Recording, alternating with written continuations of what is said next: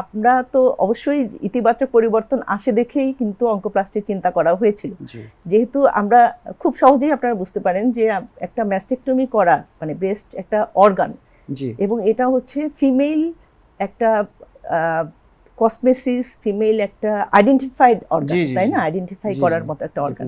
কাজেই যখন একজন ফিমেল একটা তার এরকম একটা অর্গান লস করে, তখন ইনিশিয়ালি তার ফ্যামিলি সাপোর্ট দিলেও আমরা যারা পেশেন্টের সাথে রিলেটেড থাকি আমরা অনেক সময় দেখি যে আলটিমেটলি ফ্যামিলি মানে ডিস্ট্রয় হয়ে যায়, এরকম ঘটনাও ঘটে যে তার হাজবেন্ড তাকে ছেড়ে চলে গিয়েছে, বাচ্চারা খবর নিচ্ছে না, এরকম ঘটনাও কিন্তু ঘটে যে সে তার আইডেন্টিটিটাই লস করে ফেলে, এরকমও হয়।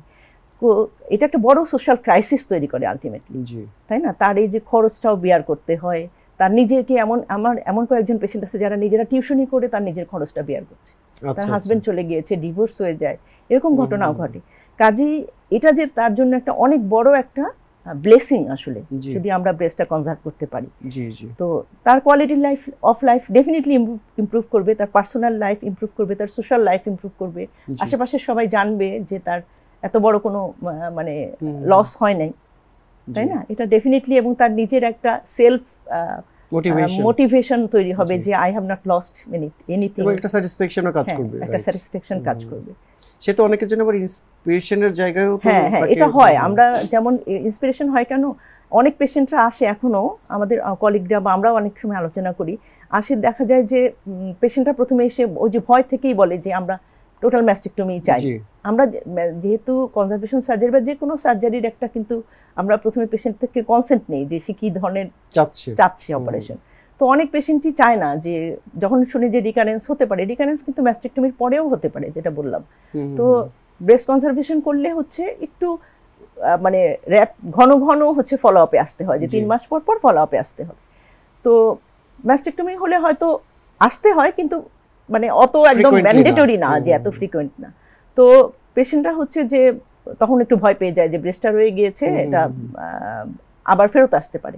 তখন ওরা দেখা যায় যে প্রথমে আমাদেরকে প্রেশার করে যে না আমার ম্যাস্টেকটমি করে দেন।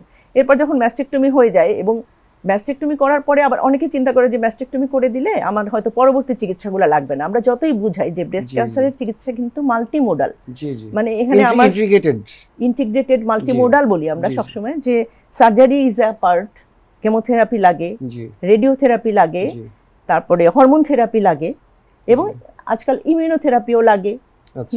এইগুলি হচ্ছে নতুন, আরো অনেক নতুন নতুন অ্যাডিশন আছে, হ্যাঁ, বিভিন্ন রকম ট্রিটমেন্ট আছে।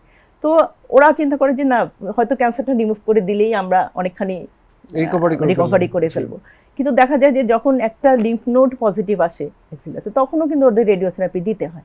তো যখন রেডিওথেরাপি দিতে যাচ্ছে, পাশের জন্য হচ্ছে গিয়ে বিশেষ মানে ব্রেস্ট কনজারভেশন করা হচ্ছে, সেও রেডিওথেরাপি দিতে এসছে, আর ওর ম্যাস্টেকটমি করা, ও রেডিওথেরাপি দিচ্ছে। তখন ও চিন্তা করে যে কম্পেয়ার করে যে আমার তো তাহলে না করলেই পারতাম আমি, তখন আবার এসে মন খারাপ করে। তো এইটা যদি আগে মানে আমরা ওদেরকে ভালো করে বলিও, তো ওরা এখন আস্তে আস্তে দিন হয়তো বদলাবে,